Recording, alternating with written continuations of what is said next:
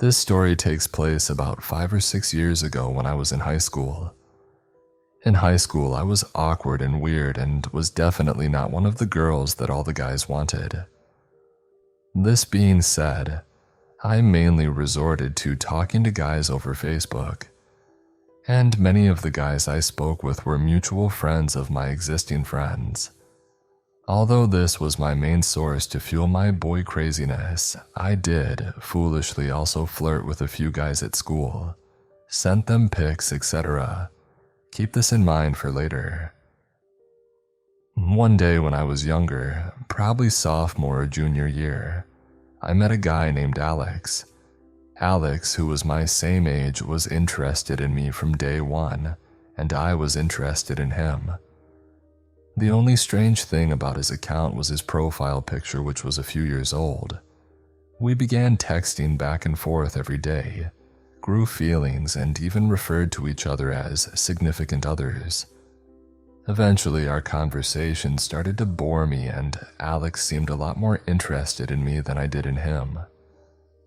One day, I got a friend request from a guy named Silos, with Alex being the only mutual friend. I quickly accepted the request and began to examine the profile. Silos seemed to be my age, a blonde, Bieber-haired type kid who was apparently an MMA fighter in California. To be fair, his pictures all looked different, and I knew it had to be a fake account, but I foolishly began talking with him regularly. At this point, Alex and I had decided to just be friends, as I told him I wasn't exactly ready for a relationship, especially a long-distance one with someone who lived a few hours away. At this point in time, I had never had a boyfriend at all, and was actually horrified of the idea of actually getting close enough to someone to date them. Silos and I continued talking every day, but he'd randomly disappear at times. I also had his brother and sister added on Facebook, and they'd message me saying whatever he was going through or why he was away. All the while, I'd text Alex every now and then talking about life and how I had now been involved with Silos. Alex was never jealous for some reason, but always acted protective of me. One day, Silos disappeared. I tried messaging him often with no luck ever. Eventually, Alex revealed that Silos and his siblings were fake profiles. This I had known deep down, but I had still been upset with Alex upon finding out. Naturally, I stopped speaking to Alex. He'd always try to contact me, and I would ignore the messages or tell him I didn't want to speak.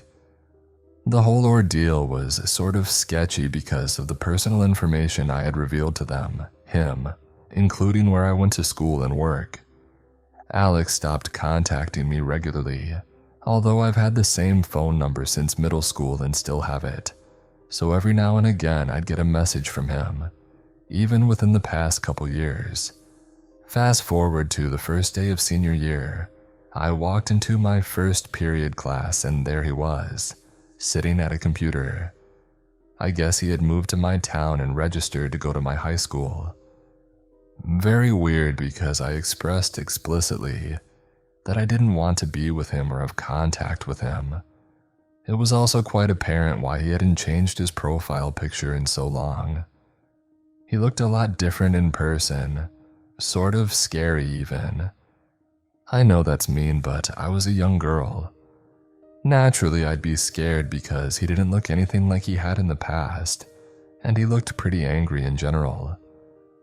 So for the whole semester, I avoided him, didn't talk to him or even look at him, yet he'd always be staring at me. Even now, the whole experience feels so surreal. I actually blocked it from my subconscious and never told anyone. I only remembered randomly from reading some of the posts on here. Nothing bad came of the experience, apart from my crippling anxiety about the whole situation. I never spoke to him in person or even on the phone, only text messages. I didn't tell my parents or friends out of humiliation about the situation I'd gotten myself into. I never wanted to confront him because I didn't want to make him mad. He had many of my underage lewd photos, and didn't want those exposed either because there were a few other guys at school whom I had sent the same photos to as well.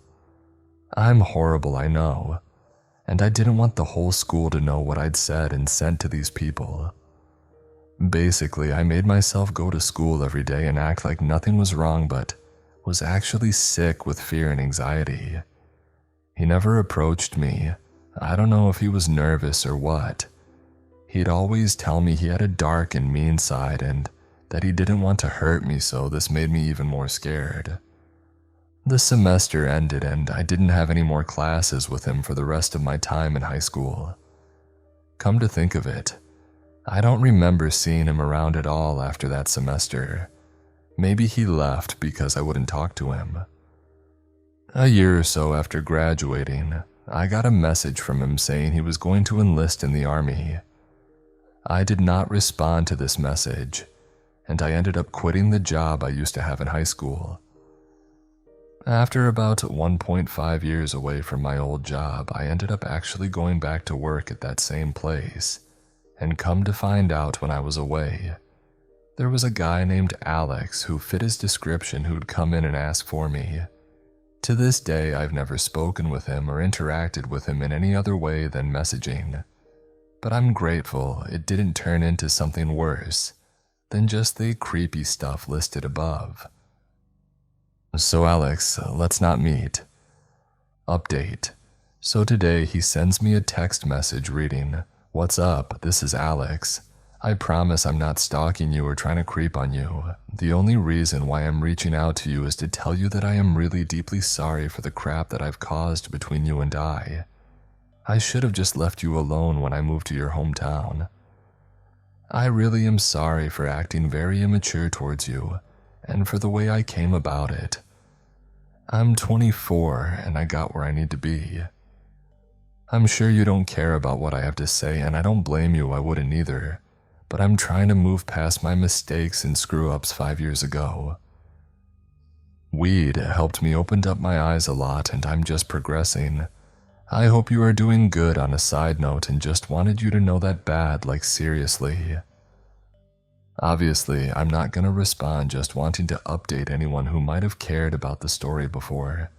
He's still popping up how he used to.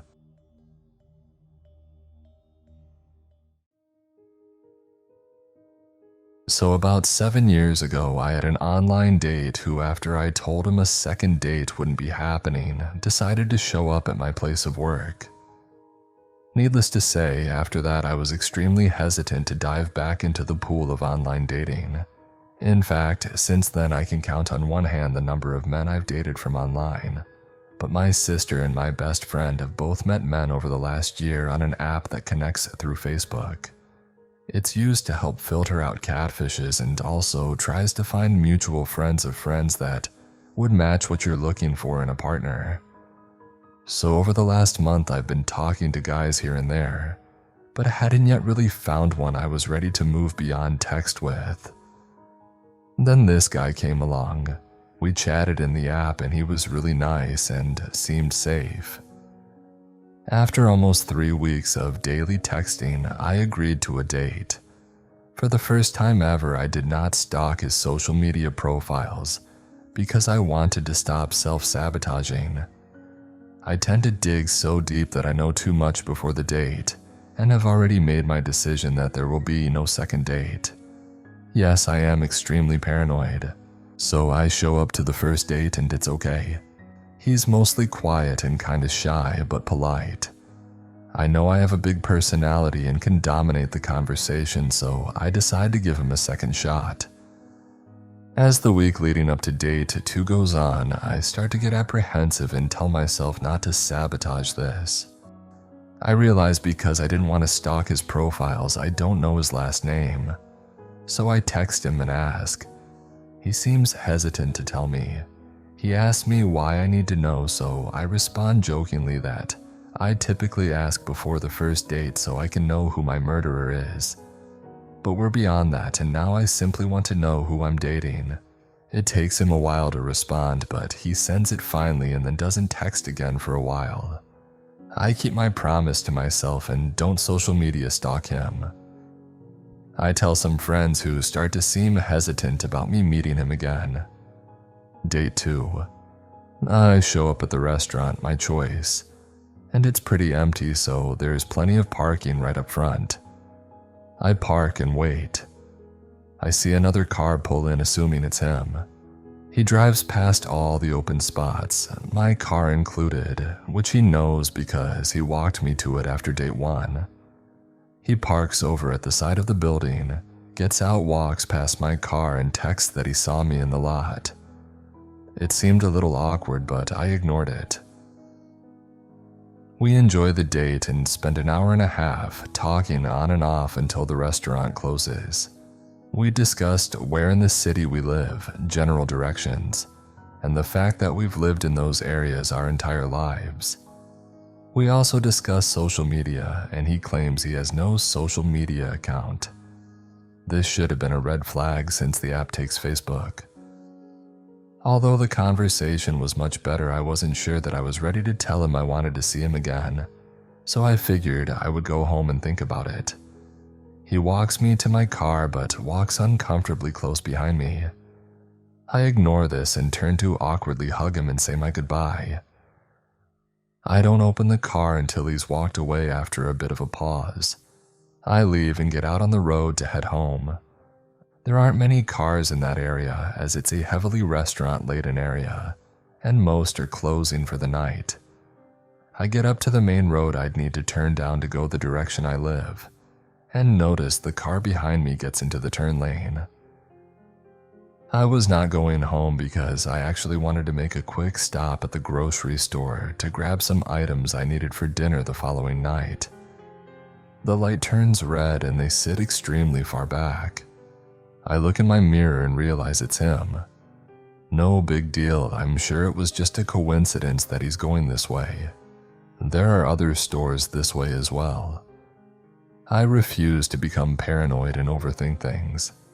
So I get up to the intersection the store is at and note he's still in the far lane, so I hop into the left-hand turn lane to get to the store, and notice he cuts over 2 lanes to get behind me. That seemed odd, but maybe he didn't know where the entrance to this shopping center is. Still, a really odd coincidence he'd be coming this way, especially without sending a text or something acknowledging he's behind me. I mean, we're the only cars on the road. I pull into the store and note he pulls in 1 row before I do. I decide to loop around the lot and pull back out onto the service road. I slowly drive back to the main road, noticing he gets out of his car and scans the parking lot.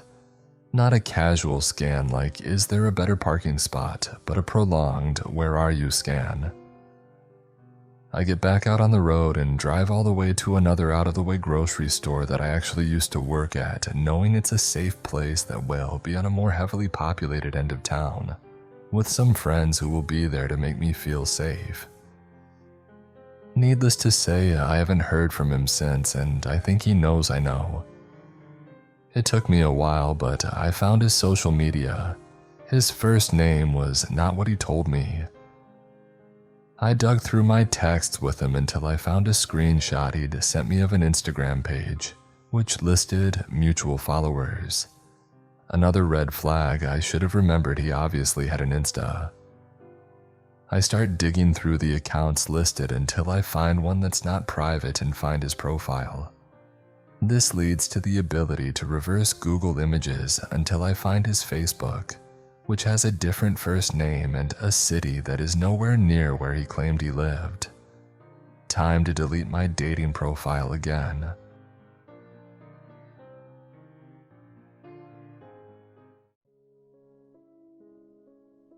For background, I'm a gay man, 32, and live in Southern Oregon. I have a rather large following on Instagram, nature photography, and a large following on Twitter. Having a large follower count, and even sometimes having a modest-sized count, you encounter people who push the limits into ranges that are rather inappropriate. I've had my fair share of creeps who push the limit. Most of them don't faze me. It's easy to block people and ignore them as well. And usually after a short period they learn to piss off. Except for one guy. I received a message one morning from a guy in Colorado. He was 24 or 25 if I remember. And at first he seemed rather nice. He messaged me with the usual, "Hey, how are you doing?" Being a down-to-earth person, I always try to respond and ask the same. Though with the amount of messages I receive, I cannot continue conversation with everyone, or I'd never get off my phone. Though like I said, I try my best. Usually the messages are friendly, nature-oriented, and the occasional flirt. But after this guy got a reply from me about how I was doing, he jumped right in. "You're really hot. Where do you live? I want to know all about you." I responded in a friendly capacity, telling him thank you and that I'm from the Pacific Northwest, keeping it vague. The conversation then changed even further. "I'd like to meet you. When can I meet you? We could be boyfriends." Then it happened like it always does. "How big are you? Are you a top or a bottom? Do you like being dominated?" Being more interested in personality first, sexuality later. I read his message but didn't respond. I wasn't really interested anyways. I looked over his profile and there are little things that he would post that made me feel like I wouldn't be comfortable talking to him aside from his clearly strong come-ons. Being this was on Twitter, and I didn't respond. I don't believe they send red receipts, and I figured he'd just get the hint. A day went by and he messaged me a few more times with more life comments. I'll admit my Twitter is not safe for work, so I kind of expect it. I responded telling him thanks for the compliments, but didn't answer his questions about my location and such. Again, it kept everything short and vague. He again pressed about where I lived, and that's when I finally stopped responding altogether. After a few days, he messaged me, "Are you ignoring me?" I mean, it was kind of obvious I wasn't responding and I was still posting on my social sites. I eventually responded that I didn't feel comfortable with the conversation's approach and that I don't give out my location and such. He responded, clearly rather offended, "Okay, what the hell ever." So I blocked him. Later that night, the day I had blocked him, I got a message from another account. Just random letters for the username, with no posts. The message went as follows. "Why the hell did you block me, jackass? I just wanted to get with you. You're a little piece of garbage. Unblock me or you'll regret that you ever did." I said, "Screw this noise," and blocked that profile too, without responding. He then, after a little while, messages me on Instagram and using my email from my Instagram contact button, emails me as well. The messages were along the line of, "I loved you. Unblock me or you'll regret this. I'm gonna freaking kill myself. Hell, I'll kill you too." Again, I reported these messages to Instagram, reported the messages on Twitter, blocked him, took screenshots of the messages, and didn't respond to the email with the same vulgar content. He messaged me from yet more accounts telling me, "I have all your photos from your Instagram and Twitter. I'm going to use them to catfish people on Grindr. You'll regret ever blocking me." Then sends me screenshots of several Grindr profiles he created with my photos. I talked to a friend of mine who was an attorney and he wrote up a legal statement to send to him. "You cannot legally use my photos to impersonate me. I will press charges, etc." And I sent him on yet another profile he is harassing me on. The long legal-sounding warning message that he needs to cease his actions immediately. He responded with, "Go ahead, have fun. I'm having fun on Grindr." Then the messages got darker. He messaged me the next day, "I'll kill you, I promise you that." And another message, "I know where you live," sending me a Google Streets photo of my previous address. my grandparents' house. The message continues, "I'll hunt you down, I'll kill you. But first I'll have some fun with you for a good long time. Then I'll chop you up into little pieces." I had enough. Being a stalker asshole is one thing. Ignoring the warnings to cease impersonating me and threatening me is another thing. I called the local police department from his area as he used his, what I assumed to be real, location and photos on his profiles, and I was able to find him on Facebook. Though it may not have been his real name and photos, considering he had dozens of Instagram and Facebook profiles with this name in the same photos, but with different info on each, to the tune of, "I'm a former Marine" on one, "I work with the US Marshals Service" on another, and so on. Upon contacting the local Colorado Police Department from the area he located himself being from in his messages and his profiles, the lady on the line told me that there is not much they can do, as the jurisdiction would be the place the crime is being committed in, my state and area, not where he is committing the crime from. She then told me to contact my local authorities and good luck. I proceeded to file a police report with my local sheriff's office here in my county in Oregon, but after a few months I have yet to receive a response. Even after calling now, they state their cases are backed up due to COVID. He harassed me for a few more months and I have documented it all. And I still to this day receive dozens of messages of people claiming someone is using my photos to catfish me, literally around the country on Grindr.